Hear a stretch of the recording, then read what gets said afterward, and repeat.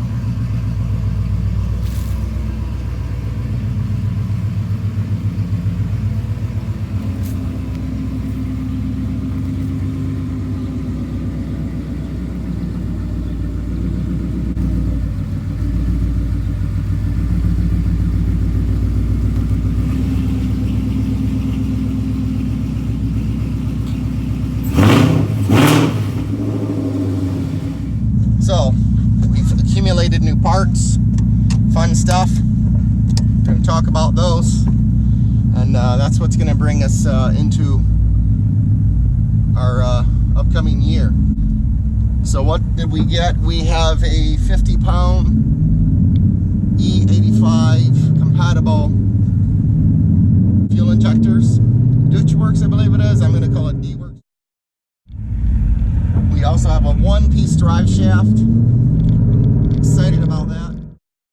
We have also a 90mm throttle body to work with the higher flow injectors. The tune. Thompson ET Drag Radials. Those are the ET Bias. Those are almost like a true slick. And DragStar wheels for the front and back. So got a lot of cool stuff going on. For the car.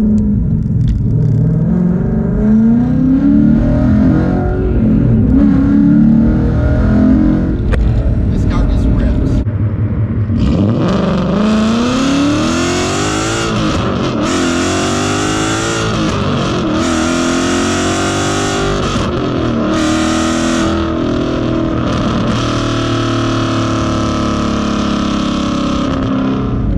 These 410s just make it scream. So much punch. We're 65 right now.